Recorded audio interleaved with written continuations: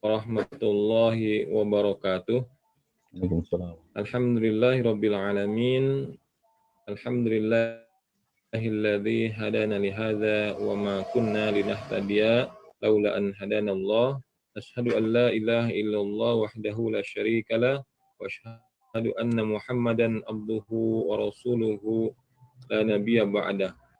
Allahumma wassalli wa sallim wa barik ala sayyidina Muhammadin wa ala alihi wa sahbihi ajmain amma ba'd. Alhamdulillah, segala puja serta syukur kita marilah kita panjatkan kehadirat Allah Subhanahu wa taala yang dimana pada kesempatan pagi hari ini kita semua bisa diberikan nikmat oleh Allah Subhanahu wa taala, terutama nikmat iman serta Islam serta nikmat sehat walafiat, sehingga kita semua masih bisa melaksanakan salah satu dari kewajiban dari Allah Subhanahu wa taala, ini melaksanakan ibadah salat subuh, kemudian melaksanakan ibadah Ramadan di kesempatan tahun ini. Salawat dan juga salam semoga senantiasa terlimpah curah kepada junjungan kita Nabi besar Muhammad Sallallahu Alaihi Wasallam, kepada keluarga beliau, para sahabatnya, dan mudah-mudahan kepada kita selaku umatnya sampai zaman. Sahabat peradaban Islam dimanapun berada, alhamdulillah di kesempatan pagi ini telah hadir di tengah-tengah kita narasumber rutin setiap hari Kamis pagi, yaitu Ustadz Yahya Abdurrahman. Kita sapa terlebih dahulu. Assalamualaikum Ustadz. Waalaikumsalam warahmatullahi wabarakatuh. Kaifa hal Ustadz? Sehat? Alhamdulillah, khair. Alhamdulillah. Dan kita sapa juga para sahabat peradaban Islam yang telah bergabung di kajian online ini dari berbagai tempat.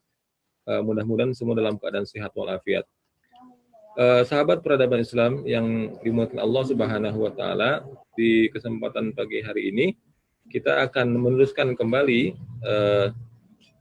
kajian kita terkait dengan tema seputar zakat, infak, sedekah, dan wakaf, yang insya Allah di pertemuan kedua ini kita akan bahas terkait dengan jenis zakat dan cara menghitungnya. Terutama kita sudah masuk di pekan ketiga di bulan Ramadan ini. Mudah-mudahan materi yang nanti disampaikan oleh Ustadz Yahya Abdurrahman menambah sokopah kita, terutama dalam hal persoalan zakat dan sebagainya. Oleh karena itu, kita semua sama-sama simak materi yang akan disampaikan oleh beliau, dan insya Allah 30 menit ke depan akan kita coba buka diskusi, tanya jawab, bisa melalui chat ataupun melalui bertanya langsung kepada beliau. Bismillahirrahmanirrahim. Baik, untuk mempersingkat waktu, kami persilahkan kepada Ustadz Yahya Abdurrahman untuk menyampaikan. Tafadhal Maskuran Ustadz. Bismillahirrahmanirrahim. Assalamualaikum warahmatullahi wabarakatuh.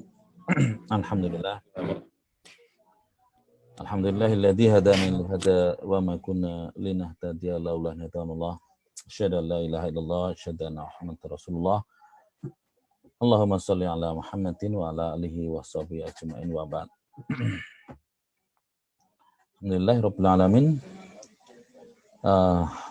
Kita sudah sampai di hari ke-12 ya. Puasa Ramadan kali ini, dan kajian kita pada pagi ini masih melanjutkan mengenai zakat. Setelah kita kemarin membahas tentang pendahuluan, ini mengenal apa itu infak, apa itu kemudian berbagai jenis infak, termasuk kita membedakan kapan infak apa itu disebut dengan, kapan itu disebut dengan nafkah, kapan itu disebut dengan wakaf, kapan disebut dengan wasiat, kapan disebut dengan infaknya sendiri, kapan disebut dengan sedekah, kapan disebut dengan hibah, kapan disebut dengan hadiah, dan apa juga kita sudah membahas pendahuluan mengenai kewajiban zakat secara lebih khusus. Dan pada pagi ini kita akan melanjutkan kajian itu, dan untuk lebih fokus dalam pembahasan kita, mungkin saya akan share screen materi kita pada pagi hari ini.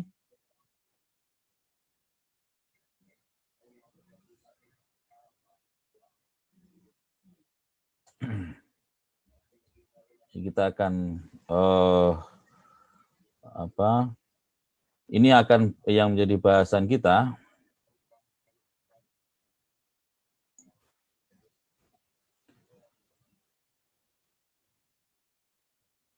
Pertama, bahwa kita ulang kembali bahwa zakat itu sifatnya tauqifiyah.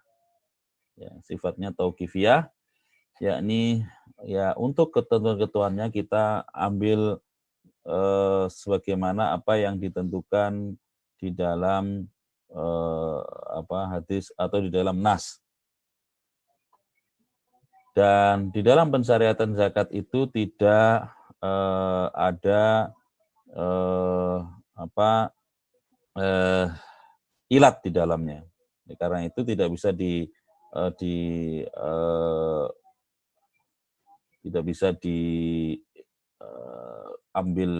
ditetapkan berdasarkan kias atau tidak bisa dianalogikan di situ dengan sesuatu dengan zakat itu sendiri, atau kita tidak bisa memperluas zakat itu karena di situ tidak ada ilat. Yang kedua, hukum-hukum tentang zakat telah ditentukan secara rinci dalam syariat, karena zakat itu adalah hak yang telah ditetapkan kadarnya dan wajib pada harta-harta tertentu. Kemudian kewajiban zakat itu berlaku ketika harta yang dimiliki oleh seseorang itu memenuhi syarat-syarat yang telah ditentukan oleh syariat. Yang pertama adalah harta itu berasal dari usaha yang baik, yakni berasal dari adalah harta yang haram, ada harta yang halal, bukan harta yang haram. Jadi kalau hartanya adalah harta haram, ya sebenarnya tidak ada kewajiban zakat di situ karena memang dia haram untuk dibelanjakan. Yang kedua, harta tersebut pada galibnya memang bisa berkembang, walaupun tidak semua. Ini tidak menjadi syarat, bukan berarti kalau tidak bisa berkembang dia tidak wajib zakat ya, atau tidak dikembangkan tidak zakat. Tetapi pada galibnya harta itu tidak adalah harta yang memang bisa berkembang, bisa dikembangkan. Walaupun tidak semua yang harta yang bisa yang berkembang bisa dikembangkan itu di dalamnya ada kewajiban zakat. Kemudian yang ketiga, harta itu sempurna dimiliki. Sempurna dimiliki itu memenuhi dua syarat, memenuhi dua ketentuan. Yang pertama adalah memang secara syar'i itu adalah milik seseorang tersebut, milik kita. Dan yang kedua adalah memang harta itu ada di dalam kekuasaan kita. Jadi kalau sesuatu itu secara syar'i milik kita tetapi ada di dalam kekuasaan pihak lain, atau itu memang menjadi hak kita tetapi menjadi milik kita, statusnya adalah milik kita tapi belum menjadi hak kita karena masih ada dalam tanggungan pihak lain, maka itu tidak termasuk harta yang wajib untuk dizakati karena di situ tidak memenuhi syarat bahwa harta itu sudah sempurna kepemilikannya. Ini kita miliki secara sempurna. Yang keempat, harta tersebut harus telah mencapai nisabnya. Dan nisab tersebut, ya, kepemilikan atas nisab itu telah berlalu 1 haul, ya, ini 1 tahun hijriyah. Nah, kecuali di situ berkaitan dengan zakat pertanian dan buah-buahan, karena di situ tidak berlaku haul 1 tahun komariah, tetapi dikeluarkan zakatnya setiap kali panen. Yang kelima, harta itu merupakan kelebihan dari pengeluaran yang wajib, pengeluaran yang wajib untuk kebutuhan pokok dan kebutuhan sehari-hari. Karena Allah SWT berfirman dalam surat Al-Baqarah, yas'alunaka madza yunfikun, mereka bertanya kepadamu ya Muhammad tentang apa yang mereka harus infakkan. Ya, dan ayat ini berbicara tentang infak yang wajib, yaitu zakat. Kemudian lanjutan ayat tersebut adalah kul, katakanlah wahai Muhammad, al-afa. Ya, al-afa ya ini kelebihan dari kebutuhan sehari-hari. Jadi dia adalah kelebihan dari kebutuhan sehari-hari. Karena itu ketika seseorang dari pendapatan seseorang tidak lantas dihitung zakat dari semua pendapatan itu, tetapi yang dizakati itu adalah harta yang merupakan kelebihan, atau dengan kata lain yang gampangnya adalah sisa, ya, harta yang setelah dipakai untuk kebutuhan sehari-hari, atau yang kemudian kita kenal sebagai apa yang ditabung, itu gampangnya. Yang keenam, harta tersebut termasuk harta-harta yang terkena zakat atau dikenai zakat, yang di dalamnya ada wajib zakat. Nah, kalau memenuhi 6 syarat ini, ya, maka di situ ada kewajiban zakat. Jika salah satu tidak terpenuhi, ya, salah satu tidak terpenuhi, maka di situ nanti tidak ada kewajiban zakat, gitu ya. Tidak ada kewajiban zakat di dalamnya. Nah, berkaitan dengan syarat yang ketiga, ini harta itu sempurna dimiliki, nah, makanya di situ nanti ada berkaitan dengan hutang dan piutang, ya, hutang dan piutang, di mana piutang itu akan dimasukkan di dalam penghitungan harta yang dizakati, sementara utang itu akan mengurangi harta yang dizakati. Jadi kalau setelah dikurangi, jadi semua harta yang dimiliki ditambah dengan piutang, dikurangi dengan utang, masih memenuhi nisab, maka barulah dizakati. Nah, ini adalah syarat-syarat terkait dengan harta yang harus dizakati, yang kita sudah bahas pada pertemuan sebelumnya. Nah, terkait dengan syarat yang terakhir, yakni harta apa saja harta yang kena zakat atau yang di dalamnya ada kewajiban zakat. Nah, karena sifat dari zakat itu adalah tauqifiyah, yakni kita ambil ketentuannya berdasarkan nas, mengenai harta apa saja yang terkena zakat, maka tidak boleh kita cari-cari, tidak boleh kita reka-reka, tetapi ya kita bertanya kembali kepada nas. Karena zakat itu adalah bagian dari ibadah, ya, jadi ketentuannya ya kita kembalikan kepada Allah SWT sebagai pihak al-ma'bud, karena dialah yang paling tahu tentang bagaimana kita beribadah, bagaimana kita menyembah kepadanya. Nah, ketika kita bertanya di dalam kepada nas, apa saja harta yang kena zakat? Di dalam hadis yang diriwayatkan oleh Imam Al-Baihaqi, Rasulullah SAW di dalam di situ disebutkan, ya, lam yafritun shadaqatan Nabi SAW. Nabi tidak mewajibkan zakat illa fi asaratin, kecuali pada 10 saja, pada 10 jenis. Ini adalah penetapan zakat dari sisi jenis hartanya. Ya, dari sisi jenis harta. Apa saja 10 jenis harta itu? Yang pertama adalah al-khintoh. Yang pertama adalah al-khintoh, gandum. Atau al-bur. Ya, itu sama. Al-khintoh wal-bur itu sama. Kemudian yang kedua adalah as-sa'ir. Ya, as-sa'ir atau jawawud, barley, orang sebut barley. Wah, yang ketiga adalah at-tamr, disebut dengan kurma. Ya, kurma. Yang harus kita ketahui, dihitung zakat itu bukan dalam bentuk rutop, tetapi dalam bentuk tamr. Ya, kurma yang sudah kering, ya, kurma kering. Sementara rutopnya nanti nah ini akan menjelaskan nanti dalam prakteknya, sebagaimana yang ditunjukkan ketika Rasulullah SAW memerintahkan kepada Hudzaifah ibnul Yaman radhiyallahu anhu untuk menjadi juru taksir, jadi penaksir zakat atau penaksir apa yang harus dikeluarkan. Nah, di situ nanti Nabi SAW memberikan petunjuk bahwa kurma itu dihitung dalam bentuk tamernya, bukan dalam bentuk rutop. Nah, karena itu kalau dipanen dalam bentuk rutop, maka itu akan diestimasi. Ketika dia jadi tamer itu jadi berapa, gitu. Jadi berapa. Nah, itu yang akan diinikan. Begitu pula anggur. Anggur tidak dizakati dalam bentuk anggur basahnya, tetapi az-zabib, dalam bentuk zabib, yaitu kismisnya. Jadi kalau panennya dalam bentuk anggur basah, maka diestimasi akan jadi zabibnya itu berapa. Jadi dihitungnya adalah zabibnya.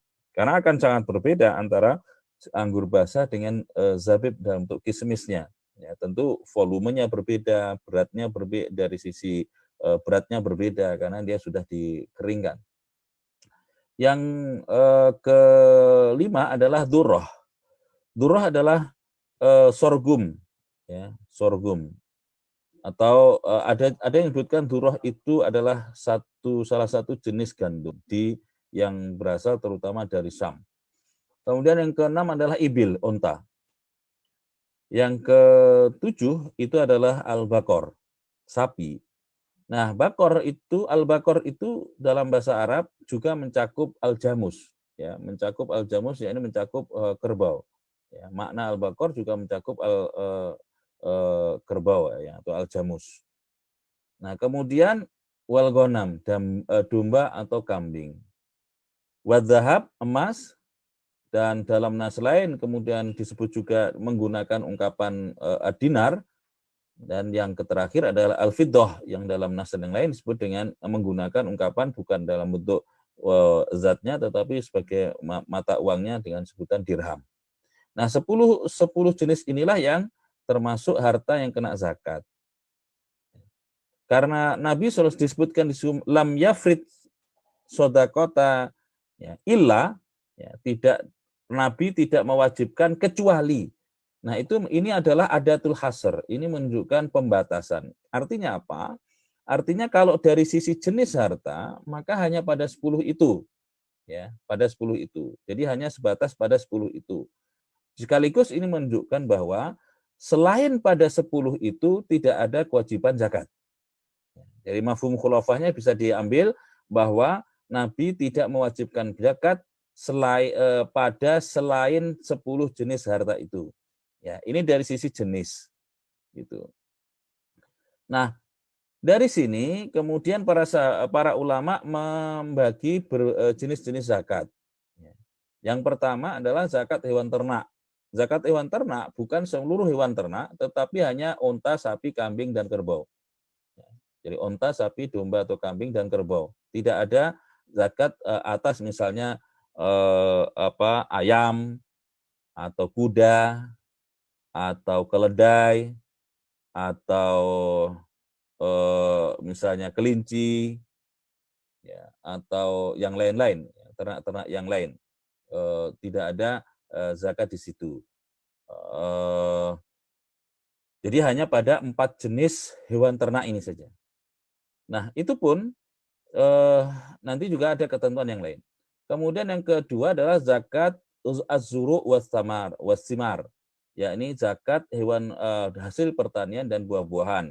Dan itu pun hanya pada 4 jenis, yaitu gandum, jawawut atau barley, kurma, kismis, dan durra. Yang ketiga zakat emas dan perak, termasuk dinar, dirham, dan di situ juga nanti termasuk dalamnya uang. Dan ditambah lagi dengan zakat, satu jenis zakat yang lain, bukan berdasarkan jenisnya, tetapi ini berdasarkan nas yang lain, tetapi berdasarkan sifat harta itu, yakni harta itu sebagai harta yang diperdagangkan. Karena itu ada zakat yang disebut dengan zakat perdagangan. Nah, kita akan membahas tentang jenis-jenis zakat ini, ketentuannya masing-masing. Yang pertama adalah zakat hasil pertanian dan buah-buahan. Nah, di situ hanya berlaku atas 4 atau jenis-jenis yang disebutkan tadi. Di sini diperkuat dengan hadis yang diriwayatkan oleh Imam Al-Hakim, Al-Baihaqi, dan At-Tabarani, bahwa Rasulullah SAW bersabda, ya, ini adalah pesan Rasulullah SAW kepada Abu Musa al-Asy'ari atau kepada Mu'adz bin Jabal ketika diutus, ya, yakni Rasul berpesan, la ta'khudus shadaqata illa min hadil arba'ah. Jangan kau ambil zakat kecuali dari 4 jenis ini saja. Kecuali dari 4 jenis ini saja.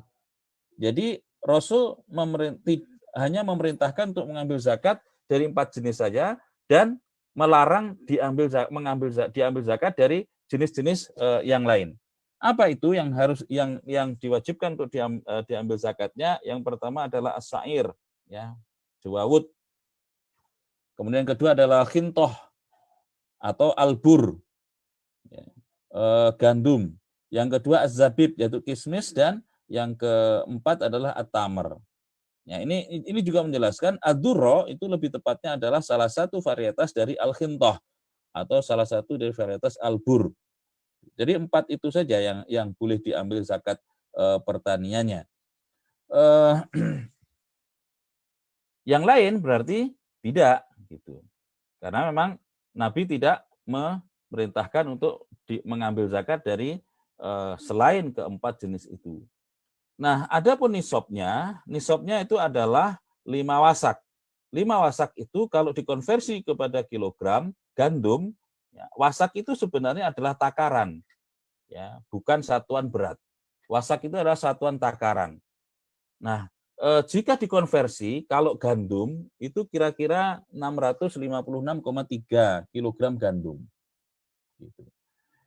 Kenapa 5 wasak itu? Karena Rasulullah SAW bersabda dalam riwayat Imam Bukhari dan Imam Muslim, laisa fi maduna khamsati ausakin min tamrin wala habbin sodakotun. Ya. Tidak ada sodakoh atau tidak ada zakat pada kurma atau biji-bijian yang kurang dari 5 wasak. Ya, yang kurang dari 5 wasak. Lalu kalau ditanya kapan harus ditunaikan, nah itu dijelaskan di dalam surat Al-An'am ayat 141, yakni wa'atu haqqahu yauma hasadi, dan tunaikanlah haknya ketika hari dipanen, memanen hasilnya. Yang harus kita ingat adalah ayat ini termasuk ayat makiyah sebenarnya. Jadi ayat ini termasuk ayat makiyah. Dan karena itu dia sebenarnya tidak berbicara tentang pensyariatan zakat. Ya, memang tidak berbicara tentang pensyariatan zakat. Tetapi dari maknanya itu bisa diterapkan kepada terkait dengan hasil pertanian, karena itu berkaitan dengan kapan haknya itu ditunaikan, yaitu ketika memanen hasilnya. Ya, walaupun ini tidak menjadi dasar disyariatkannya zakat pertanian. Nah, adapun berapa besarnya zakat dari keempat jenis tadi, besarnya adalah tinggal dilihat apakah diairi dengan air hujan, ya, alami. Nah, kalau alami maka zakatnya 10%. Kemudian kalau diairi dengan pengairan buatan, misalnya dengan sumur, dari air yang dialirkan atau kalau sekarang menggunakan pompa atau menggunakan saluran irigasi yang itu harus dialirkan segala macam, bukan dari air yang ditimba, bukan dari air hujan, ya. Beda kalau air hujan yang kemudian dialirkan, itu termasuk masih pengairan alami. Nah, kalau diairi dengan pengairan yang tidak alami, yakni pengairan buatan, maka zakatnya 5%. Kemudian dikeluarkan dalam bentuk apa? Bisa dikeluarkan dalam bentuk barangnya, bisa juga dikeluarkan dalam bentuk nilainya. Meskipun dalam hal ini nanti para ulama berbeda pendapat, mana yang lebih afdol, dikeluarkan dalam bentuk barangnya atau dikeluarkan dalam bentuk nilainya. Nah, jumhur ulama mengatakan yang lebih afdol adalah dikeluarkan dalam bentuk barangnya. Meskipun boleh dikeluarkan dalam bentuk nilainya. Ya, dalam bentuk nilainya ini dikeluarkan dalam bentuk uang.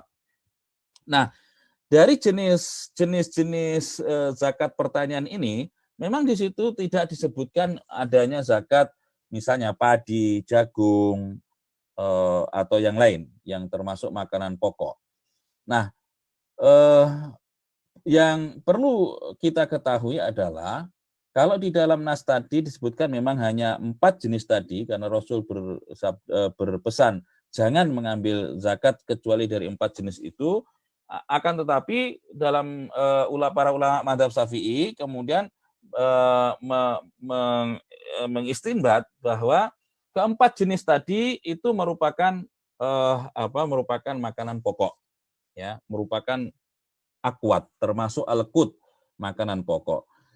Karena itu ketika Rasul memerintahkan memungut zakat hanya dari 4 jenis tadi, itu menurut para ulama mazhab Syafi'i itu bukan semata-mata dari keempat jenis tadi, tetapi dari keempatnya sebagai makanan pokok. Karena itu apa saja yang merupakan makanan pokok, ya, ketika itu menjadi makanan pokok sebagaimana fungsi keempat jenis tadi, maka diwajibkan juga untuk dizakati.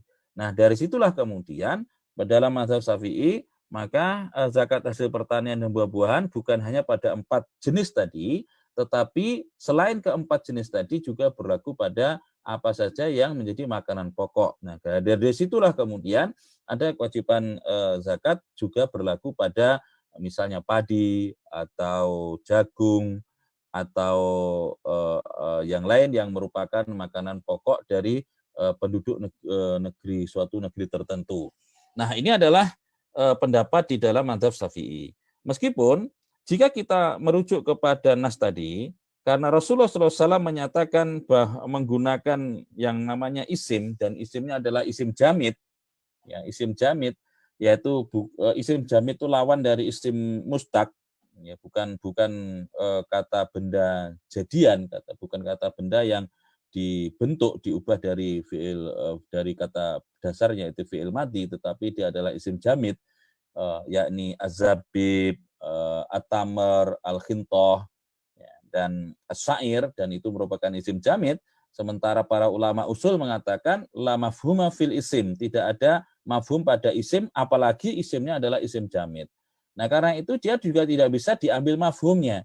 Ya, tidak bisa diambil mafhum, tidak bisa kemudian diterapkan kepada yang lain atau diperlebar kepada yang lain, karena tidak bisa diambil mafhumnya. Artinya tidak bisa diambil baik itu mafhum mukhalafah ataupun mafhum muwafaqah ataupun mafhum yang lain. Tidak bisa diambil mafhumnya. Karena itu ya hanya terbatas pada 4 jenis tadi saja.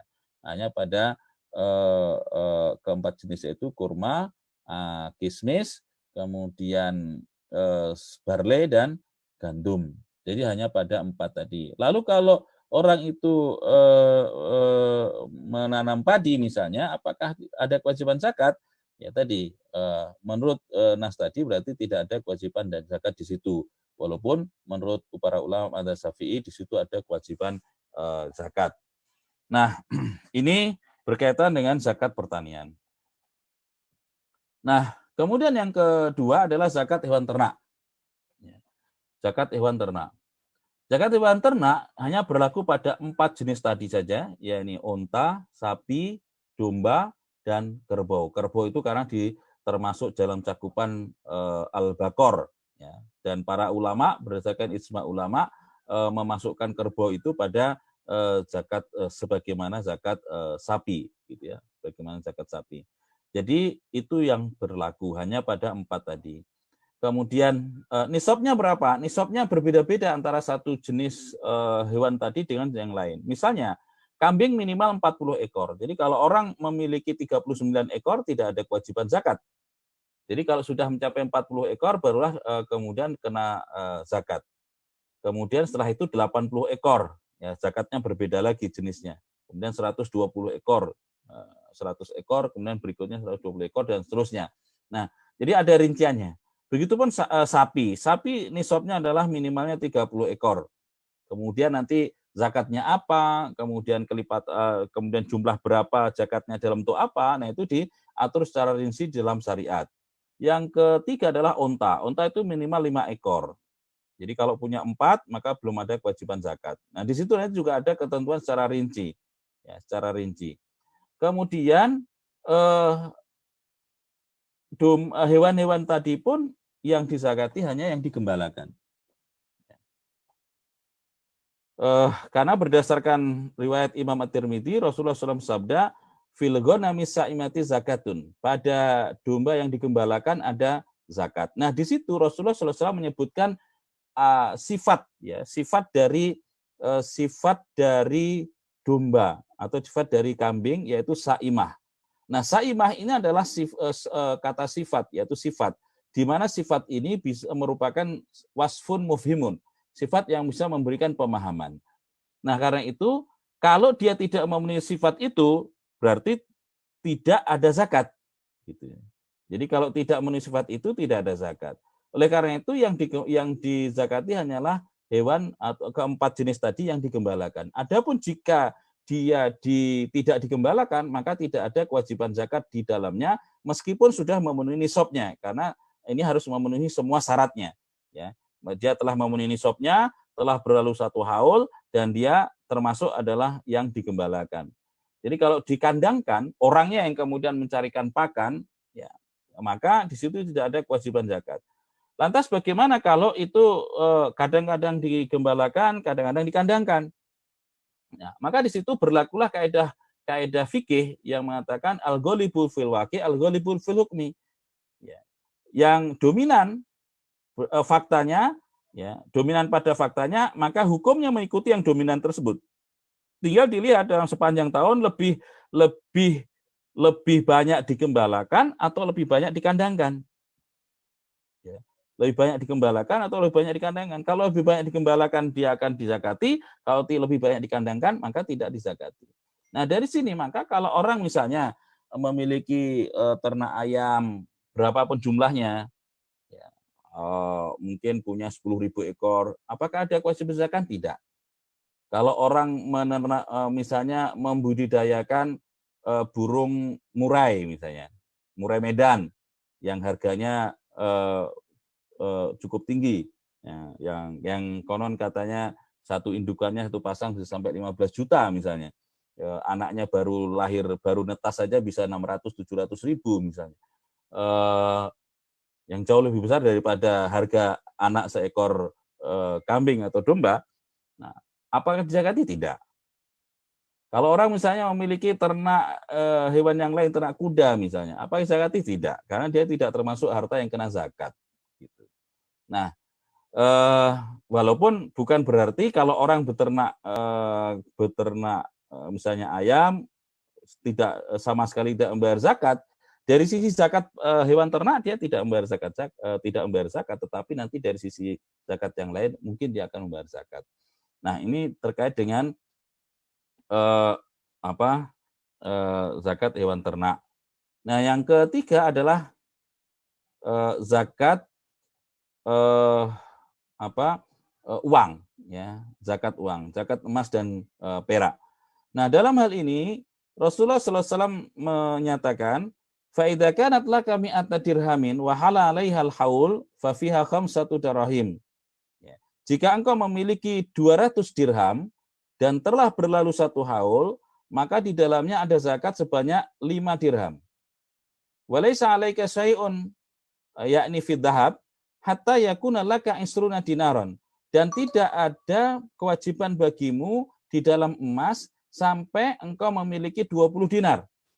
Fa idza kana laka isruna dinaran, jika engkau memiliki 20 dinar wa hala 'alaihal haul dan telah berlalu 1 haul, fa fiha nisfu dinar, maka di dalamnya ada kewajiban zakat sebanyak setengah dinar. Fa mazada fa bihisabi dzalika, dan selebihnya maka menurut hitungan itu, yakni hitungan kalau dihitung setengah dari 20, ya, maka itu adalah 2,5%. Ya, begitu pula 5 dari 200, yaitu 2,5%. Jadi ini hadis ini sekaligus menjelaskan bahwa berapa nisab emas dan perak, ya, berapa nisab emas dan perak itu adalah 25 dinar untuk 25 dinar, ya, ini untuk emas, dan 200 dirham untuk perak. Nah, yang harus kita ingat adalah bahwa emas dan perak itu kalau berupa perhiasan maka tidak dizakati berdasarkan sabda Rasulullah SAW, laisa fil khuli zakatun. Tidak ada zakat pada al-khuli. Ya. Al-khuli. Al-khuli itu adalah ma tatahalla bihil mar'atu. Al-khuli itu adalah apa yang digunakan berhias oleh perempuan. Ya. Al-khuli itu dari kata celak, ya, dari kata celak. Jadi itu untuk menarik mata. Ya, untuk menarik mata, untuk berhias, gitu. Jadi yang disebut dengan khuli dalam hal ini adalah emas, perak yang dipakai berhias, ya, yang dipakai berhias. Jadi kalau emas itu tidak dipakai berhias maka tidak disebut dengan al-khuli, meskipun bentuknya adalah bentuk perhiasan. Tapi kalau dia tidak dipakai maka dia tidak memenuhi sifat sebagai al-khuli. Nah, jadi kalau dia emas itu apapun bentuknya, bagaimanapun bentuknya, kalau dia kemudian dipakai berhias oleh seorang perempuan, maka dia tidak dizakati. Bagaimana kalau itu bentuknya berupa perhiasan, misalnya berupa kalung, atau berupa giwang, atau berupa cincin, atau berupa liontin, atau berupa bros, atau apapun yang lain yang dipakai untuk berhias, tetapi dia disimpan saja, tidak dipakai, maka itu tidak memenuhi kata al-khuli. Karena al-khuli itu adalah apa yang digunakan untuk berhias. Adapun jika tidak digunakan untuk berhias, maka dia merupakan emas, ya, sifatnya seperti emas biasa. Nah, begitu pula bagaimana kalau orang itu kadang-kadang dia pakai untuk berhias, kadang-kadang tidak dia pakai, kadang-kadang dia simpan, kadang-kadang dia pakai. Bagaimana? Ya itu kembali kepada tadi menggunakan kaidah hukum, ya, al-ghalibu fil waqi' al-ghalibu fil hukmi. Yang dominan pada faktanya, maka hukumnya mengikuti yang dominan tadi. Tinggal dilihat 1 tahun 354 hari. 354 hari. Maka kalau orang itu setengahnya adalah 177. Setengahnya adalah berapa? 152 ya. Benar 177 ya. 177 hari. 177 hari itu setengah tahunnya. Jadi kalau misalnya 180 hari dia pakai, maka dia termasuk al-khuli yang tidak wajib dizakati. Tetapi kalau 180 hari itu dia simpan, ya 166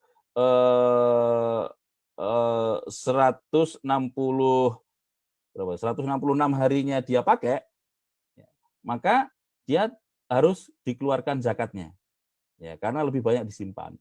Gitu. Jadi itu. Lalu bagaimana kalau berupa emas batangan, apalagi emas batangan? Saya kira tidak lazim dipakai untuk berhias, meskipun ya boleh-boleh saja orang kalau mau berhias dengan emas batangan. Gitu. Tapi ya enggak lazim lah, enggak lazim gitu. Bagaimana kalau misalnya kan ada kadang-kadang emas itu dijadikan bahan untuk benang, ya, untuk benang, misalnya untuk sulaman di kain-kain tertentu itu kadang-kadang menggunakan benang emas, gitu. Atau misalnya di mushaf lama, ya, kalau kita lihat di museum itu kan ada misalnya yang tulisannya itu menggunakan emas. Nah, itu termasuk yang dizakati atau tidak? Nah, itu termasuk yang tadi digunakan untuk berhias. Kalau dalam bentuk pakaian, misalnya dia benang emas di pakaian itu, maka ya tentunya pakaian itu dipakai, dan itu adalah untuk dipakai karena itu berhias. Nah, tinggal nanti dia tidak bisa dipisahkan dengan yang lain. Nah, itu emas. Nah, berapa nisabnya tadi? Nisabnya adalah 20 dinar. 20 dinar itu setara dengan 85 gram. Gitu.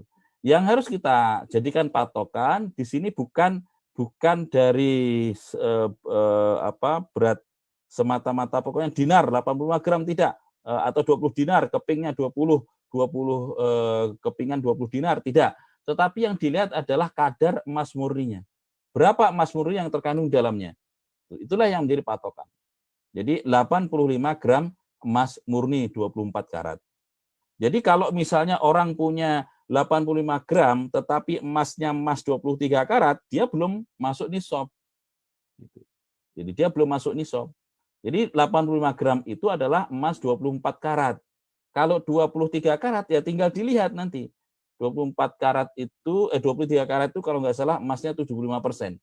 Ya, sekitar 75%. Maka dia nanti berarti harus diekstrapolasi. Ya, setelah sekian baru masuk nisab gitu. Karena tadi lihat bukan sekedar berat, tapi ini yang dipatokan adalah berat emas murninya yang 85 gram. Nah, sedangkan untuk perak itu nisabnya adalah 200 dirham. 200 dirham itu adalah 595 gram. Ya, dan itu juga yang dihitung adalah perak murninya. Ya, perak murninya.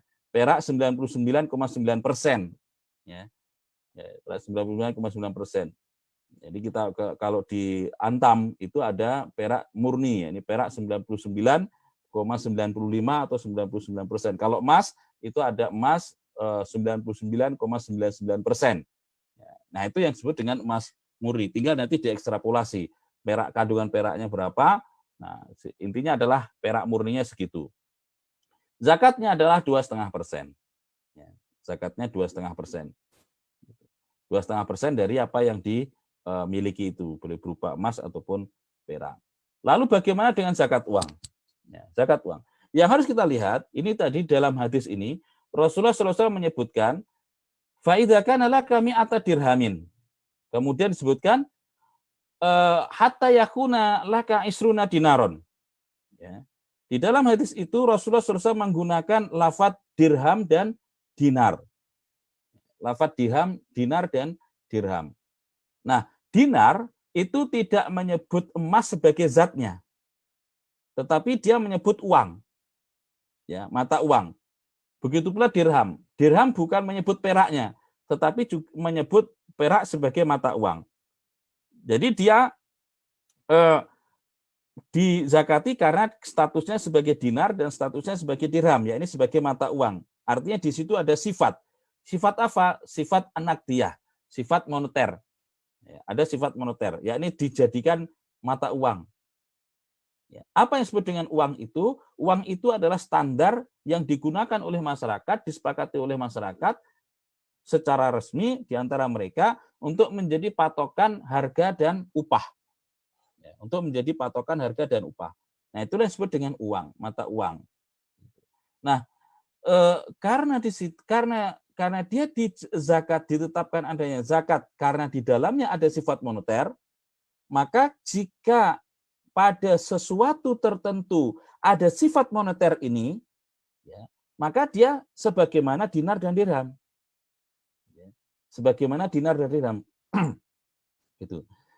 Karena itulah uang yang beredar saat ini, meskipun dia merupakan fiat money, uang kertas yang tidak lagi di-backup dengan emas dan perak, maka dia karena dia memiliki sifat moneter, yakni dijadikan sebagai uang, mata uang, maka di dalamnya juga ada kewajiban zakat sebagaimana adanya kewajiban zakat pada dinar dan dirham. Nah, nisabnya bagaimana? Nisabnya mengikuti dinar dan dirham, karena dia adalah mengikuti dinar atau dirham sebagai mata uang. Ya, dua-duanya. Nah, kalau mata uang itu adalah mata uang yang di-backup, di-backup dengan emas atau di-backup dengan perak, maka mengikuti backupnya. Ya, mengikuti backupnya. Walaupun sekarang tidak ada lagi mata uang yang di-backup dengan emas ataupun perak. Ya, kecuali konon katanya Cina baru mengeluarkan uang elektronik yang memiliki underlying berupa emas yang di-backup dengan emas. Walau alam apakah sudah atau belum, itu bagaimana penggunaannya, nah itu belum begitu jelas walaupun sudah di-launching, diluncurkan. Nah, jadi nisabnya mengikuti dinar dan dirham. Gitu. Pada zaman Rasulullah SAW antara dinar dan dirham tadi 20 dinar dengan 200 dirham itu nilainya sama pada zaman Rasul. Kalau kita lihat di dalam hadis, ya kira-kira ya 10 dirham itu sama dengan 1 dinar. Dalam beberapa riwayat kursnya seperti itu. 10 dinar itu sama dengan 1 dinar sama dengan 10 dirham. Artinya kalau 20 dinar itu sama dengan 200 dirham. Nilainya sama pada zaman Rasul. Nah, tetapi kalau sekarang antara emas dan perak itu nilainya berbeda. Kalau kita jadikan dinilai dengan uang, itu nilainya berbeda. Lantas bagaimana? Ya, bagaimana uang lantas mengikuti yang mana? Ya mengikuti dua-duanya. Gitu. Nisab emas itu mengikuti dua-duanya. Karena di dalam nas tidak disebutkan mana yang lebih diutamakan, tetapi mengikuti dua-duanya. Nah, karena mengikuti dua-duanya, maka mana yang lebih dulu tercapai, berarti dia sudah memasuki nisabnya, sudah masuk nisabnya. Jadi karena mengikuti dua-duanya, maka mana yang lebih dulu tercapai, dia sudah memasuki nisabnya. Gitu. Nah, pada saat ini nilai perak itu lebih rendah. Nilai perak itu lebih rendah dibanding dengan nilai emas. Ya, ini nilai dinar, nilai dirham itu jauh lebih rendah dibanding nilai dinar. Gitu, di pasaran. Nah, karena itu, mana yang lebih dulu tercapai, ya dia pokoknya tanpa melihat. Jika suatu saat misalnya terbalik, suatu saat terbalik, maka ya mengikuti pokoknya mana yang lebih dulu tercapai. Nah, zakatnya berapa? 2,5% sebagaimana zakat dinar dan dirham. Lalu kalau kita hitung sekarang berapa? Memang agak rumit, agak susah. Ini kebetulan saya iseng melihat tanggal 23 April 2020. Ya, harga emas batangan menurut situs Antam logamulia.com itu 928.000 per gram. Ya, walaupun nanti beda-beda kan harga batangan 10 gram, 100 gram, 500 gram, 1 kilo itu beda-beda harganya kalau dipecah gitu ya. Kalau dihitung per gramnya itu akan beda-beda gitu. Jadi kira-kira 928.000 per gram. Nah, kalau mengikuti harga itu, maka 85 gram itu kira-kira 78.880. Nah, sementara kalau mengikuti situs yang lain, yakni Indogold, ya 1 gram emas hanya 862.000 sekian. Maka kalau 85 gram itu sekitar 73 juta. Ya, kira-kira, tetapi kalau kita datang ke toko emas, walau alam berapa. Ya. Nah, sementara kalau harga dinar, ya harga dinar, kalau dinar Antam yang 99,9% emasnya, itu 1 dinarnya adalah 3.820.750 rupiah. Nah, jika mengikuti harga ini, maka nisab dinar itu adalah 76.415.000. Ya, ini kalau mengikuti dinar. Kalau perak bagaimana? Pada hari yang sama, itu harga perak batangan ya di logamulia.com nanti di Antam itu 7.650. Ya. Jadi kalau mengikuti ini maka harga perak itu nisabnya hanya 4.551. Sementara kalau di indogold.com per 22 April harga 1 gram perak murni itu 16.170. Mungkin ini yang lebih mendekati. Kalau kita datang ke toko-toko perhiasan, 1 gramnya kira-kira paling minimal ya harga ini 16.000 ini. Mungkin lebih tinggi dari itu. Maka kalau mengikuti harga ini 200 dirham itu adalah 9 juta sekian. Gitu. Tetapi kalau harga perak batangan, ya harga perak batangan 500 gram dan 100 gram kemudian diekstrapolasi menjadi 595 kira-kira 8.700.000 sekian. Nah, tinggal ini mau dipakai yang mana? Ini agak berbeda di sini gitu. Jadi kalau minimalnya yang 4,5 juta atau sekitar hampir 5 juta. Nah, tapi kalau menggunakan harga yang lain bisa 9,6 juta ya. Ya, bisa 9,6 juta itu. Jadi kalau orang memiliki itu, nah sementara kalau harga dirham, ya dirham menurut Antam, dirham untuk koin itu harganya adalah 80.395. Nah kalau dari situ 200 dirham adalah 16 juta. Jadi sangat beda antara ininya gitu. Kenapa harga dirham sedemikian mahal? Ya karena itu adalah ongkos cetaknya ongkos cetaknya yang lebih mahal. Jadi membuat cetakan gitu lebih karena cetakannya kan ada ukirannya ya, ada motifnya begitu. Nah, itu yang membuatnya menjadi lebih mahal. Nah, intinya adalah tinggal bisa dipakai ini, bisa 5 juta atau artinya kalau orang itu memiliki kelebihan uang ya, tabungan ya ini dalam bentuk tabungan atau kelebihan uang dari kebutuhan sehari-harinya setelah dikurangi utang dan segala macam masih memiliki kelebihannya itu sekitar 5 juta, maka dia sudah bisa terkena zakat atau mungkin sekitar 8 jutaan gitu, maka dia sudah terkena kewajiban zakat, jadi dia harus mengeluarkan zakatnya 2,5%. Nah, jadi kira-kira itu ya, nisabnya kira-kira kalau uang sekarang mungkin kalau diambil menggunakan harga yang lebih di pasaran gitu, di toko-toko kira-kira ya 8.700.000-an itulah yang nisabnya untuk uang. Kira-kira sejumlah itu. Nah, yang harus diingat adalah zakat emas, zakat perak, zakat uang itu harus dihitung sendiri-sendiri. Ya, dihitung sendiri-sendiri, bukan disatukan. Jadi emas dihitung sendiri, perak dihitung sendiri, uang dihitung sendiri. Gitu. Kalau uang tidak lagi dibedakan apakah itu rupiah, apakah itu dolar, apakah itu ringgit, ataukah itu rial, ataukah itu yang lain, atau yen atau apa, itu tidak dibedakan, tapi disatukan karena dia adalah satu jenis. Sementara dia tidak disatukan dengan emas, tidak disatukan dengan perak. Jadi kalau misalnya orang memiliki emas 80 gram, 24 karat, lalu dia punya perak ya setengah kilo, perak murni, dan dia memiliki uang taruhlah 5 juta, maka dia belum membayar zakat apa-apa. Karena emasnya belum memenuhi nisab, peraknya belum memenuhi nisab, uangnya juga belum memenuhi nisab. Gitu. Tidak digabung jadi satu. Nah, ini terkait dengan itu. Kemudian yang terakhir, dia ini zakat perdagangan. Ya, zakat perdagangan. Zakat perdagangan itu yang menjadi patokan adalah hadis yang diriwayatkan oleh Imam Abu Dawud. Karena dinyatakan di situ, fa inna Rasulullah sallallahu alaihi wasallam kana ya'muruna an nukhrija shadaqata min alladhi nu'idu lil bai'. Rasulullah sallallahu alaihi wasallam memerintahkan kami untuk mengeluarkan sedekah, yakni mengeluarkan zakat dari apa-apa yang kami siapkan untuk dijual. Ya, apa-apa yang kami siapkan untuk dijual. Gitu. Nah, ini yang menjadi patokan nanti. Apa yang disiapkan untuk dijual. Gitu.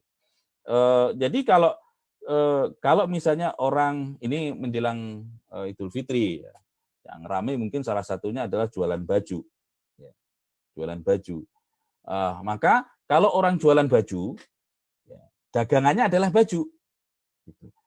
Jadi kalau misalnya di situ ada tokonya, ada mejanya, ada komputernya, ada mesin hitungnya, kemudian ada kendaraannya untuk ngangkut, atau ada alat-alat yang lain, maka semua alat-alat tadi itu, tokonya, kendaraannya itu tidak dimasukkan dalam perhitungan.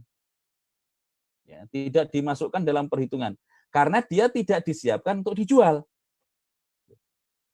Jadi karena yang dijual hanya bajunya, maka yang dihitung hanya bajunya. Gitu. Jadi yang dihitung hanya bajunya.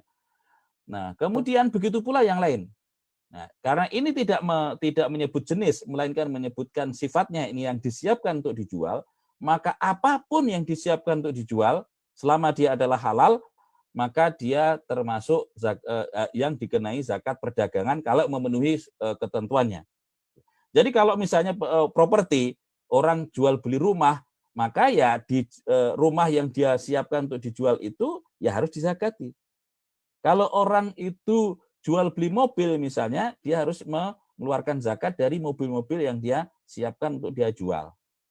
Kalau misalnya dia berbisnisnya ternak ayam, ya ayam petelur, maka dia akan menghitung zakatnya dari telur-telur yang dia jual, bukan dari ayamnya. Karena ayamnya tidak disiapkan untuk dijual. Jadi melainkan dari telur-telur yang dia jual. Kalau dia bisnisnya misalnya rumah makan, maka yang dihitung adalah dari makanan yang dia jual.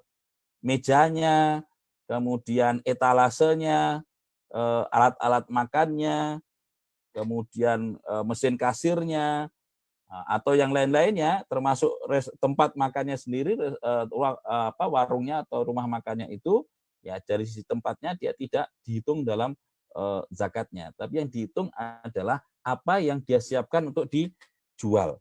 Jadi ini yang jadi patokan. Kalau dia tidak termasuk yang dijual, ya tidak dimasukkan dalam perhitungan. Gitu. Nah, dihitung semua modal. Yang dihitung adalah semua modal dan keuntungannya. Artinya kalau orang yang tadi berdagang baju, yang dia gunakan murni untuk berdagang baju, untuk pulaan baju itu berapa? Ya. Kemudian ketika dia berjual beli, itu kan mendapatkan uang. Ya sudah mendapatkan uang. Maka dihitung semua itu. Uang cash yang dia pegang, uang yang ada di dalam rekeningnya, ditambah dengan stok barang yang masih ada ketika jatuh tempo. Karena ini harus sudah berlalu 1 haul. Ya, harus sudah berlalu 1 haul.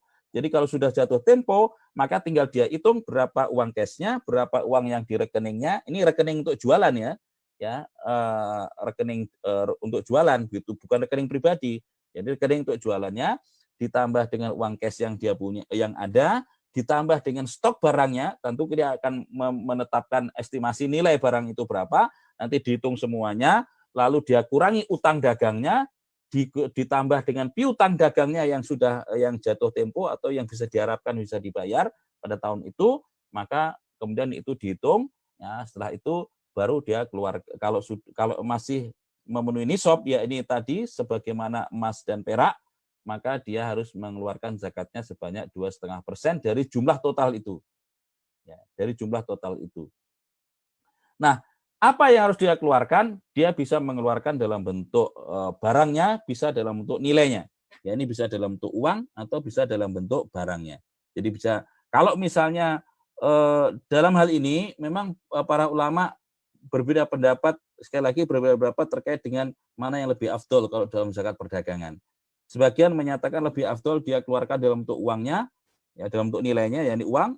Ada yang menyebutkan ya lebih afdol dikeluarkan dalam bentuk barangnya. Intinya boleh dikeluarkan dalam bentuk salah satu dari duanya atau dua-duanya sekaligus. Kalau misalnya jumlah total zakat yang harus dia bayar itu sekian misalnya taruhlah 2 juta, tetapi uang cashnya nggak cukup misalnya, maka dia bisa membayarnya dalam bentuk uang cash ditambah dengan barangnya. Bisa juga dia bayar dalam bentuk barangnya semuanya. Bisa juga dalam bentuk uang semuanya. Jadi itu adalah dibolehkan gitu, terkait dengan pembayaran zakat perdagangan ini. Nah, di situ. Jadi sekaligus ini juga memberikan penjelasan kepada kita.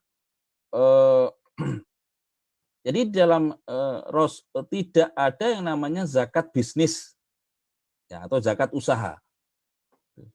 Jadi tidak ada yang namanya zakat bisnis atau zakat usaha. Yang ada adalah zakat perdagangan. Ya, zakat komoditas perdagangan, zakat barang yang diperdagangkan, yang dijual. Gitu. Jadi tidak semua bisnis itu dizakati, tidak semua usaha itu dizakati. Hanya yang diperdagangkan atau yang barang-barang yang atau sesuatu yang dijual. Gitu. Itulah yang dizakati. Kalau bisnisnya tidak termasuk itu, ya misalnya adalah dokter. Ya, dokter profesinya itu lalu dia mendapatkan penghasilan dari profesi dokternya itu, maka ya tidak membayar zakat karena tidak ada yang diperdagangkan. Misalnya bimbel, ya bimbel, nah, maka dia juga tidak ada zakat di situ, gitu. Nah, tetapi yang harus diingat adalah uang hasilnya yang kemudian setelah uang hasil dari pekerjaannya tadi, ya kemudian telah dikurangi kebutuhan sehari-hari bla bla, kemudian dia masih punya simpanan, punya kelebihan yang memenuhi nisabnya telah berlalu 1 tahun, dikurangi dengan utang pribadinya, ditambah dengan piutang yang ada, ya maka disitulah baru dikeluarkan zakatnya, tetapi bukan zakat usaha atau zakat profesinya, tetapi zakat uang yang dia miliki. Jadi ini berkaitan dengan jenis-jenis zakat dan bagaimana menghitungnya. Mungkin nanti akan lebih jelas kalau kita bisa di dalam diskusi. Gitu. Ini mungkin yang jadi pengantarnya. Silahkan kalau ada yang ingin ditanyakan atau disampaikan. Jazakallah khairan katsiran kepada Ustadz Yahya Abdurrahman yang telah menjelaskan di pertemuan kedua kajian Ramadan pada kesempatan kali ini. Tadi telah dijelaskan oleh beliau terkait dengan 10 jenis yang wajib dizakati, dibagi menjadi 3 macam, yaitu jenis ternak, kemudian juga ada hasil pertanian, buah-buahan, dan juga uang atau perhiasan. Dan yang terakhir disebutkan zakat tijarah, perdagangan. Jadi insya Allah ini jelas ya, tidak ada zakat di luar daripada itu, karena memang inilah yang menjadi pijakan atau nas dari wajib zakat hal tersebut. Baik sahabat peradaban Islam dimanapun Anda berada, baik yang mengikuti kami melalui akun YouTube, kemudian live streaming Facebook dan Zoom ini, silahkan untuk bisa berpartisipasi untuk bertanya kepada Ustadz Yahya Abdurrahman terkait tema yang saat ini kita bahas, yaitu seputar zakat, ya. Dalam hal ini ya zakat yang dijelaskan tadi. Baik Ustadz, di meja redaksi sudah masuk beberapa pertanyaan melalui akun YouTube sepertinya. Yang pertama dari Bapak Sahriyadi Adi, ya. Beliau bertanya, Assalamualaikum, Afwan mau tanya Ustadz, apakah zakat penghasilan yang dipotong pemerintah 2,5%, apakah itu mewakili zakat fitrah? Nah, apakah zakat fitrah tetap dikeluarkan meski dipotong 2,5%? Nah, jadi ini terkait dengan zakat PNS, mungkin ASN, Ustadz. Apakah itu masuk bagian zakat fitrah? Silakan Ustadz. Ya, untuk zakat profesi yang telah dipungut 2,5% dari setiap penghasilan, maka itu tidak itu masuknya adalah untuk dianggapnya sebagai bagian dari zakat mal. Ya, ini lebih pada zakat uang sebenarnya, bukan zakat fitrah. Adapun zakat fitrah itu berbeda lagi, ya. Zakat fitrah itu berbeda lagi, sebabnya juga berbeda lagi gitu. Nanti kita bahas pada dua pertemuan berikutnya, karena minggu depan insya Allah kita akan bahas mengenai bagaimana membayar dan mendistribusikan pembayaran dan pendistribusian zakat lebih rinci. Gitu. Nah, jadi itu bukan zakat fitrah, tapi zakat mal. Meskipun saya secara pribadi berpendapat bahwa zakat profesi itu tidak ada. Yang ada adalah zakat uang, gitu, zakat uang. Karena itu karena begini, kalau ya orang misalnya pendapatannya berapa sekian, misalnya pendapatan misalnya 5 juta gitu. 5 juta itu belum tentu, ya belum tentu dua orang misalnya memiliki sama-sama pendapatannya 5 juta. Belum tentu mereka semua itu punya tabungan. Karena kan harus dilihat dulu kan, harus jadi kalaupun orang itu mengeluarkan dihitung zakat penghasilan, mestinya itu bukan sebagai zakat penghasilan tapi zakat uang, gitu. Sehingga bisa diestimasi gitu, kira-kira zakatnya berapa dalam 1 tahun itu. Ya meskipun memang zakat penghasilan sendiri itu memang dari dulu tidak dikenal sebenarnya.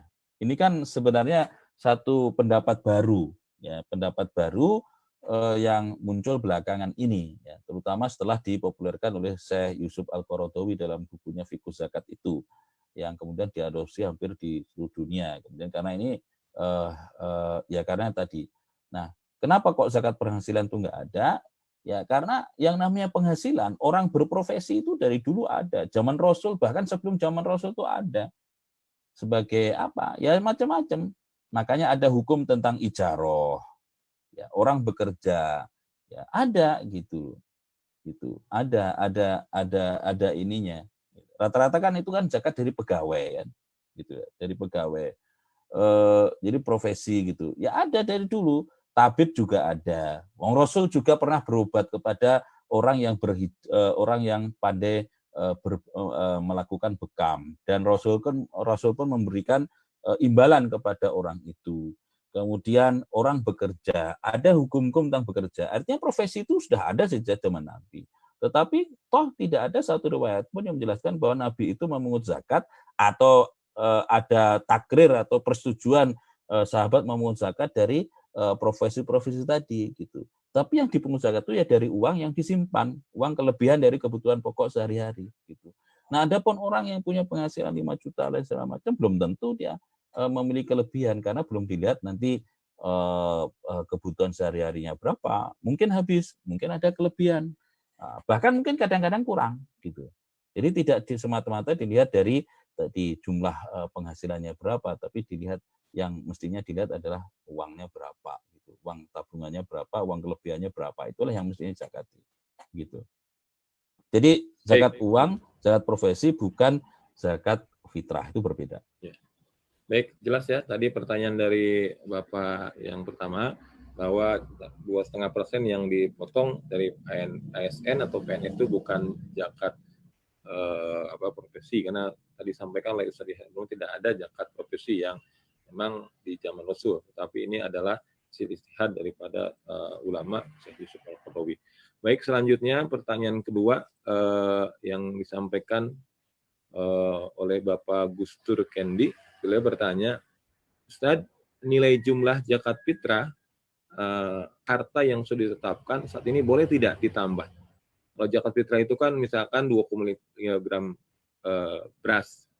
Tapi kalau uang misalkan ditetapkan oleh pemerintah, misalkan 35.000, boleh tidak itu ditambah, dilebihkan dalam pembayarannya gitu. Katanya boleh tidak ketika ditetapkan uang kemudian ditambah, apakah boleh atau tidak? Silakan Ustaz. Ya, itu nanti sebenarnya kita bahas lebih khusus ya, yang zakat fitrah itu nanti ya. Tetapi intinya yang kewajibannya itu adalah satu sok, ya, satu sok gandum, kemudian satu sok barley atau jawawut gitu. Nah, kemudian di situ nanti dikonversi, ya kira-kira ya satu sok, kalau beras satu sok beras itu ya mungkin 2,5 kilo. Nah, kalau orang membayar dalam bentuk nilainya, ya bagi yang membolehkan dibayar dalam bentuk nilai, dalam bentuk uang, ya berarti dikonversi. Tinggal nanti yang dijadikan patokan beras yang mana gitu loh, beras yang mana gitu. Nah, situ memang nanti ada beberapa perbedaan pendapat di kalangan para ulama harus menggunakan patokan yang mana gitu. Adapun kalau misalnya sudah kira-kira lah 2,5 kilo itu 30.000 atau 35.000, kalau membayar lebih dari itu ya enggak masalah. Gitu. Membayar lebih dari itu, cuman yang dihitung sebagai zakat ya tentu saja ya yang senilai dengan 2,5 sok beras itu. Sementara kelebihannya ya nanti sebagai sedekah sunnah. Nanti insya Allah pembahasan zakat fitrah kita akan lebih diperjelas di pertemuan sesi ketiga pada para sahabat peradaban Islam. Kemudian pertanyaan selanjutnya dari Bapak Andi Setiawan Ardianto, beliau bertanya, Assalamualaikum Ustaz, tentang zakat perdagangan, zakat dari modal atau keuntungan, zakat dari modal atau misalkan keuntungan, tentang zakat perdagang tijaroh tadi. Bagaimana jika membelikan barang dan mengambil keuntungan, bagaimana dengan jasanya? Kemudian dibayar Ramadan atau per bulan? Nah, itu pertanyaan yang pas dengan tema sekarang. Silakan Ustaz. Jadi dihitungnya itu gampang beginilah. Ini kan kewajiban zakat itu kan ketika jatuh tempo. Ya kan? Jatuh tempo itu berapa? 1 tahun setelah memasuki nisab. Nah, dihitung apa? Modal dan barangnya. Ya ini uang dan barangnya, gampangnya gitulah. Ya, uang dan barangnya. Uang yang dimiliki dan barang yang ada. Itu ketika sudah memasuki nisab, maka sejak saat itu start. 1 tahun hijriah berikutnya, taruhlah misalnya memasuki nisab tanggal berapa misalnya, tanggal 2 Ramadan misalnya. Maka 1 Ramadan tahun depan, ya, atau 2 Ramadan tahun lalu, memasuki nisabnya berarti satu Ramadan kemarin itu masuki jatuh tempo. Nah, pada 1 Ramadan kemarin itu dihitung uang yang ada berapa, uang cashnya berapa, yang ada di rekening untuk dagang itu berapa, ditambah dengan barang yang dia punya berapa, ya, dihitung semuanya. Kalau masih memenuhi nisabnya, dikurangi dengan utang dagangnya, ditambah dengan piutang dagang yang memang sudah jatuh tempo atau bisa dibayarkan atau bisa diharapkan akan dibayar oleh orang yang punya utang itu, orang yang berutang, maka kalau masih memenuhi nisabnya dikeluarkan 2,5%-nya. Jadi gampangnya adalah uangnya yang ada berapa, barangnya berapa, di total gitu aja. Baik, demikian ya pertanyaan yang tadi disampaikan, jawaban dari Ustaz Abdul Rahman. Sepertinya sudah ada yang mengacungkan tangan, ingin bertanya langsung. Kita persilahkan Ustaz ya. Satu kesempatan saja, mungkin karena masih banyak pertanyaan yang masuk di meja redaksi. Mohon Bapak Ramadan Maulana untuk mengaktifkan speakernya dan singkat ya Pak ya, karena waktunya yang terbatas. Silakan Pak Ramadan. Ya, Assalamualaikum warahmatullahi wabarakatuh. Terima kasih atas kesempatannya Ustadz. Begini, kan Ustadz tadi udah menjelaskan bagian zakat untuk ternak. Nah, yang pertanyaan saya, bagaimana kita bisa menzakatkan itu untuk beberapa, tadi kan ada tidak terlalu detail, ada 40, 50, itu bagaimana penjelasannya? Saya agak bingung di situ, Ustadz. Terima kasih. Assalamualaikum warahmatullahi wabarakatuh. Ya, nah itu karena memang hitungannya berbeda-beda gitu loh. Hitungannya berbeda-beda, itu nanti bisa dilihat secara rinci di dalam fikih gitu. Misalnya kalau kalau tadi ya domba misalnya, Domba orang sudah punya 40, maka dia menzakatnya dalam bentuk domba umur setahun. Ya.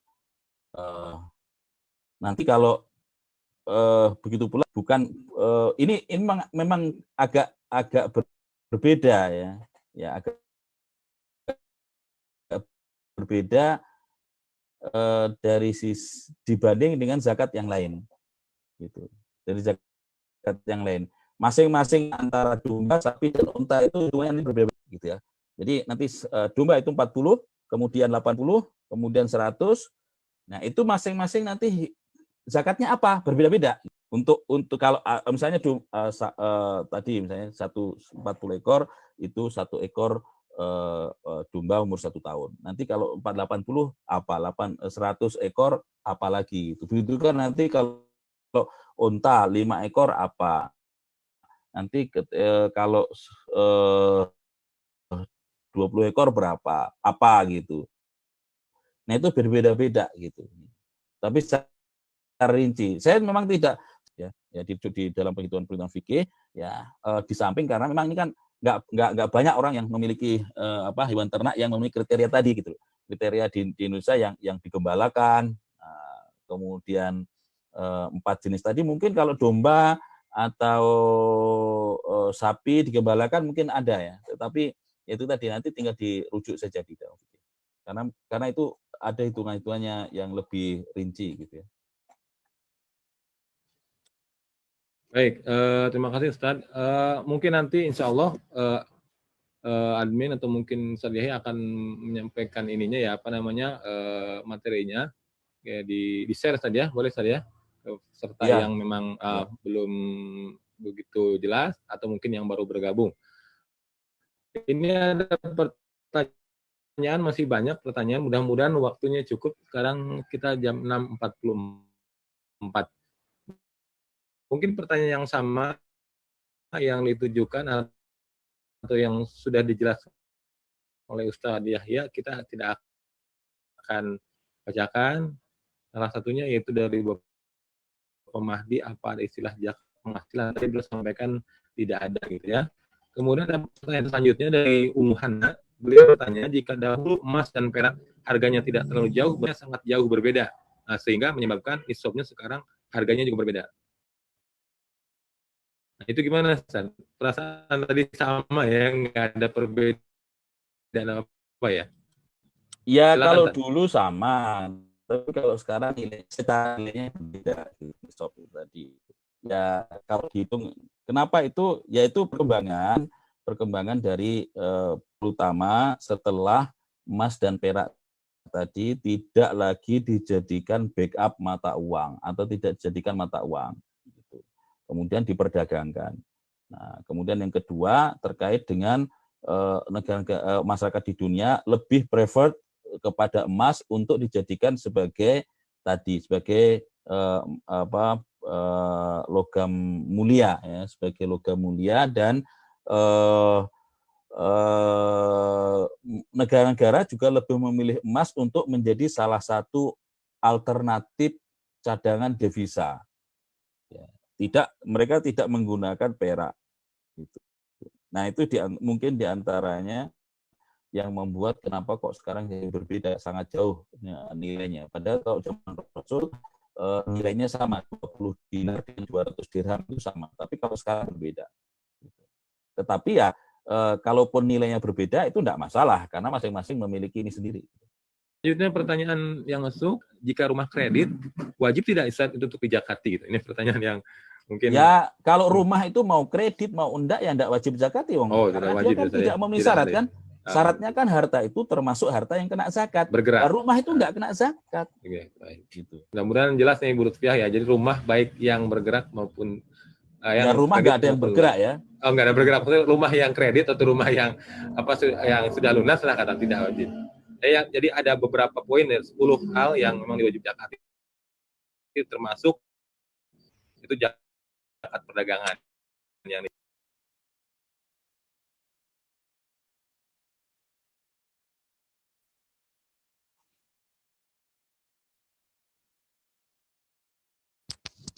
ya enggak ada suaranya. Ustaz Firman. Baik, Ustaz Afwan.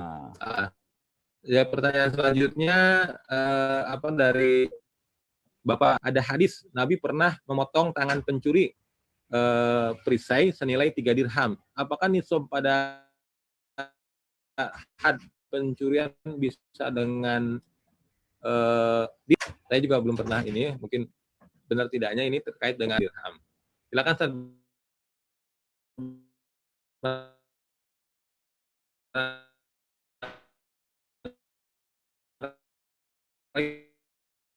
Bisa dijawab atau mungkin di luar materi ini. Ya, kan intinya begini, intinya orang itu berdinar per B. Gitu. Jadi 1/4 dinar. Nah, 3 dirham itu waktu itu ya tentu lebih dari 1/4 dinar, karena 1/4 dinar itu dan 2,5 dirham. Ya. Atau 1 gram emas. Kalau kursnya 1 dinar 12 dirham, ya 3 dirham itu sudah 1/4 dinar. Itu nilainya. Baik, selanjutnya mungkin untuk bercepat, Bapak Hafid Daud bertanya, Assalamualaikum Ustaz, bayar zakat dirham itu dihitung per tahun ya? Nah, iya. Tadi mungkin, jadi baru gabung Pak. Ya, ini tiap tahun Rasulullah SAW berpesan kepada siapapun yang mengelola harta anak yatim,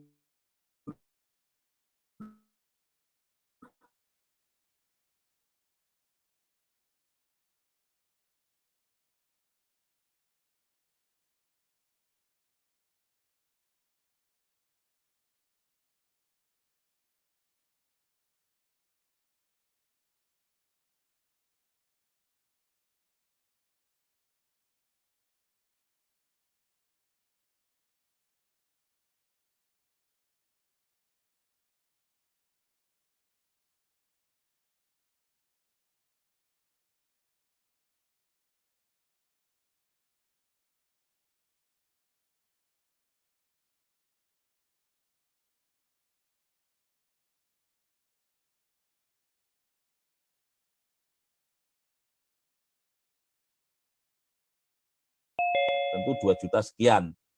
Mungkin setelah ini tahun ketiga tinggal 95 juta. 95 sekian juta. Nah, tahun ketiga dia harus membayar lagi nanti 2,5%-nya. Sekitar 2 jutaan. Ya, hampir 2,5 juta. Nanti berarti berkurang terus. Selama 10 tahun itu sudah akan berkurang 25%. Gitu. Jadi memang begitu. Begitupun kalau orang punya emas. Orang punya emas 85 gram, emas murni, 24 karat, itu dia harus mengeluarkan 2,5%. Gitu. Kalau tidak ditambah, tahun berikutnya dia sudah tidak bayar lagi, karena sudah berkurang 2,5% dari 85 gram. Itu setengah dinar. Itu 1/4. Jadi dia tinggal tahun berikutnya kalau tidak ditambah, itu tinggal memiliki 85,75 gram. Gitu. Baik, sudah begitu 83,75 gram, dia sudah nggak perlu bayar lagi gitu. Nah, jadi dibayarnya memang tiap tahun, karena ini kan kewajibannya gitu. Dan sudah masuk nisabnya tadi ya? Ya tentu. Kalau sudah masuk nisabnya, kalau sudah di bawah nisab ya nggak ada lagi kewajiban kan? Nggak ada lagi. Baik. Dia harus memenuhi tadi loh syarat-syarat. Ada 6 syarat itu yang harus terpenuhi semua. Betul. Ya. Insya Allah nanti materi akan disampaikan ke para sahabat ID. Baik, pertanyaan selanjutnya dari Bapak Kamil Mahra, boleh bertanya terkait dengan properti Zat. Jika itu dalam kondisi tidak ready stock, yang dijadikan objek perhitungan zakat itu couplingnya atau nilai unit rumahnya. Nah, ini bertanya secara faktanya. Loh ya yang ada lah. Yang ada saja. Ya iyalah. Ya kalau barangnya belum ada, berarti kan belum dijual. Iya, baik. Jadi barang yang ada. Kalau yang tadi, ada couplingnya ya couplingnya yang dihitung, rumahnya belum gitu. Ada. Selanjutnya pertanyaan yang tadi mungkin sama terkait profesi, kita jelaskan sudah tidak ada berkat profesi. Kemudian masih terkait dengan properti juga, itu yang membayar zakatnya itu perusahaan atau pribadi orang yang bersyirkah. Nah, jadi kan seperti properti kan ada syirkahnya itu ya. Jadi yang membayarnya itu pribadi-pribadi orang yang ada dalam syirkah itu atau perusahaannya gitu tadi. Adakah ini kan ada yang milik syirkah itu, ada yang punya ini besar gitu kan, dia investnya besar dan sebagainya. Ini bagaimana tadi? Jadi Ya, kalau kalau sirkah itu diposisikan, ya dia dihitung sebagai satu kesatuan, nanti dizakati sebagai sirkah itu, gitu. Jadi sirkahnya langsung mengeluarkan zakatnya sendiri, gitu. Zakat harta sirkah itu sebenarnya ini, karena kalau belum dibagi ya, kalau belum dibagi. Nah, kalau kemudian antara orang-orang yang bersirkah itu ada yang tidak setuju, tidak mau mengeluarkan zakatnya, maka barulah kemudian secara pribadi-pribadi mereka menghitung hartanya dalam sirkah itu berapa, ya, bagiannya berapa, jumlahnya, kalau memenuhi nisab dalam 1 haul, dia keluarkan zakatnya sendiri. Tapi kalau semuanya setuju, maka dikeluarkan zakat dari sirkah itu.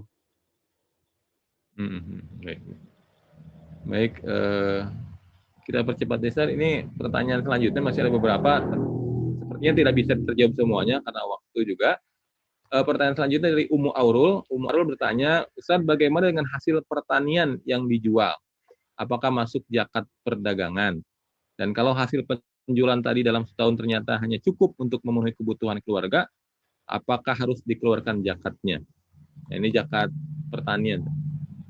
Ya, yang namanya zakat pertanian tadi enggak, kalau beras tidak kan gitu. Tapi apakah dia masuk zakat perdagangan? Itu kan berarti harus diperdagangkan selama 1 tahun. Jadi begini, misalnya begini. Jadi ini ingat, zakat perdagangan itu harus memenuhi, 1, memenuhi nisabnya. Yang kedua, nisab itu dimiliki selama 1 tahun. Artinya memang 1 tahun itu digunakan untuk diputer, ya, diputer. Jadi itu diputar, itu hasilnya diputar lagi gitu loh. Nah, diputar, baik itu langsung untuk diperdagangkan lagi, untuk beli barang dagangan, atau untuk misalnya dia untuk beli pakan kalau orang ternak segala macam gitu, diputar kan gitu. Jadi kalau dia cuman jualnya itu setahun itu nggak berputar, hanya sekali saja jual, maka dia bagaimana dia mau masuk mau masuk zakat perdagangan, wong itu hanya beli sekali. Misalnya beginilah, kalau ada sering pertanyaan begini, kalau orang jual rumah, apakah dia bayar zakat perdagangan? Tidak. Kalau dia bukan profesinya penjual rumah, jual beli rumah. Jadi kalau orang punya rumah lalu dia jual, laku misalnya 500 juta, apakah dia harus bayar zakat dari penjualan rumah itu? Tidak. Karena dia bukan memperdagang, kalaupun dia menjual rumah, tetapi itu tidak berlaku selama 1 tahun. Jadi dia bukan memperdagangkan itu selama setahun. Tapi apakah dia lalu dia apakah membayar zakat? Sama sekali tidak membayar zakat? Ya tunggu dulu nanti. Nah, hasil uangnya tadi kalau dia masukkan, kalau dia simpan nanti ditambahkan kepada uang yang dia punya. Tinggal nanti setelah jatuh tempo zakat uangnya dilihat. Jadi setelah itu uang yang dia miliki tanpa dilihat dari sumbernya dari mana, mungkin termasuk adalah uang hasil penjualan rumahnya, dihitung, baru nanti dia zakati dalam bentuk zakat uang. Jadi begitu. Untuk zakat mal atau perdagangan serta peternakan itu ya bisa diberikan kepada siapa saja dari 8 asnaf yang jelas. Ya, nanti gitu untuk lebih jelasnya kita akan bahas pekan depan. Baik. Pekan depan insya Allah. Jadi jawab pertanyaan-pertanyaan yang belum terjawab pekan ini insya Allah. Yang terkait dengan pembayaran dan pendistribusian nanti kita akan bahas lebih rinci pekan depan. Ini pertanyaannya mungkin yang tidak semua kita bisa jawab, nanti insya Allah akan kita bahas melalui chatnya atau melalui akun YouTube yang ada disampaikan melalui akun YouTube. Baik, sahabat peradaban Islam ID yang dirahmati Allah Subhanahu Wa Taala, sepertinya karena waktu juga yang membatasi pertemuan kita di kesempatan pagi hari ini, kami mohon maaf tidak bisa menjawab semua pertanyaan-pertanyaan yang masuk, insya Allah, tapi pertemuan kita akan berlanjut sampai menjelang akhir Ramadan di kajian terkait dengan zakat dan wakaf dan sedekah yang masih bersama dengan Ustaz Yahya Abdurrahman. Jadi sahabat peradaban Islam ID tetap bergabung bersama kami di kajian ini setiap hari Kamis pagi. insya Allah akan beliau jelaskan terkait dengan hal-hal yang belum dijelaskan di kesempatan pagi hari ini. Baik, kami ucapkan terima kasih kepada sebentar, Ustadz. ini ada 2 pertanyaan, mungkin kita bisa ulas sedikit saja. Baik. Ya, yang ada di chat itu, kalau orang punya peternakan ayam, misalnya ayam betelur 10.000 ekor, apakah ada zakatnya? Zakatnya adalah tergantung, kalau bisnis sudah berlangsung 1 tahun, dihitung nanti berapa jumlah telur yang dijual, plus uang hasil penjualan telur itu.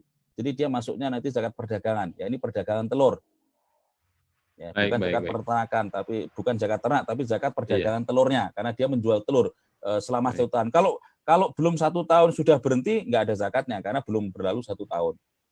Kemudian pertanyaan kedua, kalau orang itu membelikan barang, ya membelikan barang atau jual beli barang, nanti dilihatnya dari mana? Kalau tadi uang hasil penjualannya plus barangnya.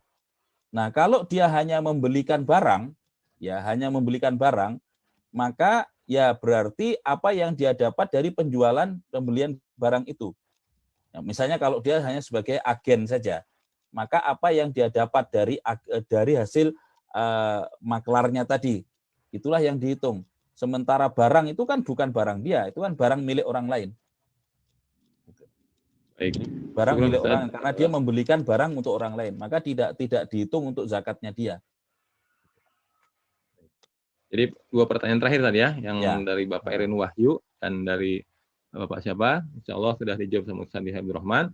Terima kasih kami ucapkan atas partisipasi para sahabat peradaban Islam ID dimanapun berada yang sudah ikut berdiskusi, bertanya baik secara langsung maupun chat. Dan mohon maaf atas kesempatan yang belum bisa kami jawab satu persatu. Insya Allah di pekan depan juga kita akan kembali bersama Ustaz Abdul Rahman. Dan terima kasih juga kepada Ustaz Abdul Rahman atas waktu dan kesempatannya menyampaikan ilmunya kepada kita, yang alhamdulillah pada kesempatan pagi hari ini sudah banyak pertanyaan-pertanyaan yang masuk, yang sehingga kita semua mendapatkan ilmu yang mudah-mudahan Ramadan ini kita lebih baik dari Ramadan sebelumnya.